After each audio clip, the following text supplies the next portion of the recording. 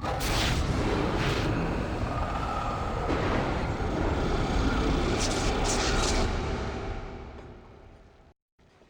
because I was fortunate enough to direct All Hell Breaks Loose Part 2 and open the gates of hell, I got to have a big show to open up season 3, The Magnificent Seven, and I wanted to shoot it just like, not just like, but I wanted to approach it like the original Western, especially in the scene where they drove the car through the wall in the bar and got out with the holy water. And I thought to myself, boy, this could be a real silly sequence unless we really pump it up and give it a lot of energy. It occurred to me that in the past we had thrown holy water on demons' clothes, and I wanted to go right for the face to really see that how this holy water could affect these demons. And when we grabbed the guy, our actor, Josh, he and Jensen did their own fight at the trunk of the Impala, and we threw him in the trunk, and he was really game. I had to break a ceiling, a devil's trap in Magnificent Seven. That was a little tricky. We had to do a second take on that. We used a hydraulic system, and it broke it, but it didn't snap it in half. It just kind of mushed it down. So now you walk away, and it takes them 45 minutes to take out the ceiling and put in the new hydraulics, and it's a big process. It was a big show. It was an exciting show. We had a great cast. Jim Beaver, we saw a side of Jim, who plays Bobby, singer that was a side we'd never seen before, where he kind of took charge with the boys and really became a real father figure in John Winchester's absence. So there was a lot of different elements that I wanted to do. And also, we introduced Katie Cassidy.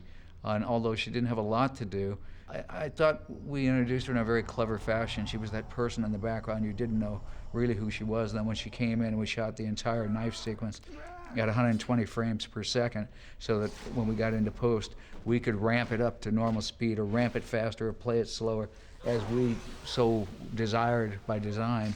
And I just think it was a great introduction for the character of Ruby. So it was a fun show.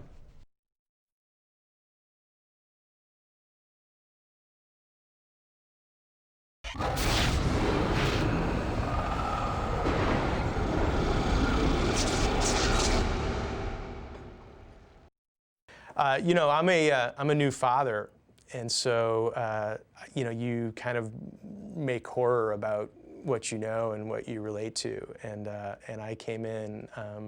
We started the season, and my newborn son was a month old, and so I had very much like children on the brain, and was really interested in really delving into like sort of what's dark and creepy about having kids. And normally when we start an episode of Supernatural, a lot of times we'll have like one scene that we have to do, and that is the reason we actually do the episode in a way, is just so we can do that scene.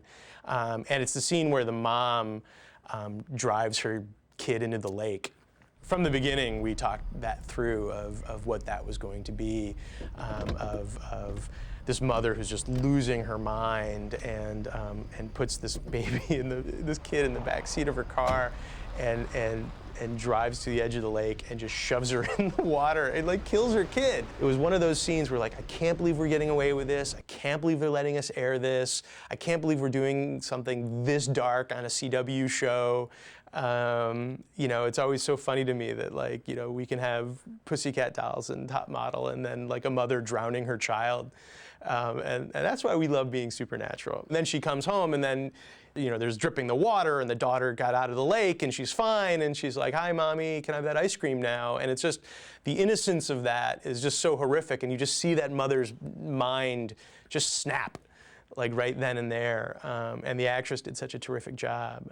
And so, you know, for me, that scene is the reason for making the episode. That was the scene, you know, again, when I'm in the editing room and I start laughing, then they know that they have something really scary. And I was just giggling like an idiot during that scene because it's just too tasty to pass up. So that was a memorable moment for sure.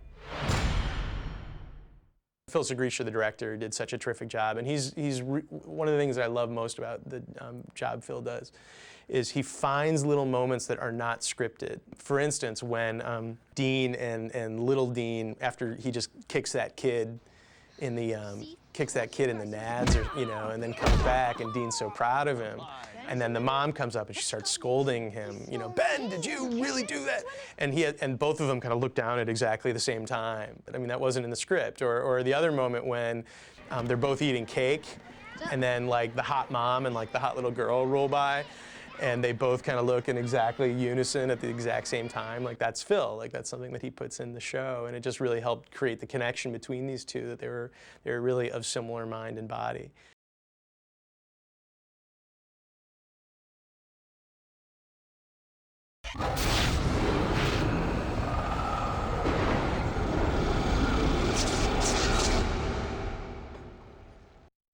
In this episode, two things primarily happen. One is the boys, Dean and Sam, encounter a rabbit's foot, which has, you know, typically supernatural dealing with the unfamiliar. That is, it's trying to kill you. And then also, certainly, probably for fans, it was the introduction of Bella, and that is a big thing for Supernatural. Since they are a road trip, there are very few regular characters that get introduced, and this is one of them.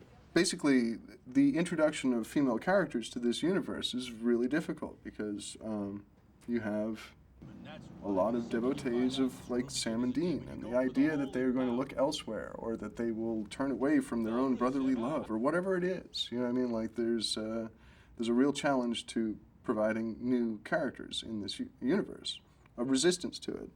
And it was fun in the context of this episode to play that kind of game with someone, because they tend to have the most acumen of anyone they meet in their episodes. No one believes them, no one takes them seriously, but they know most everything. And it was good to have someone who had some cards up her sleeve against them. I think that's useful. John's like storage space was something that kind of came up incidentally in this story and became increasingly important to us, because the idea, I mean, you know, the dad's, he was in hell and now he's somewhere else. He's gone.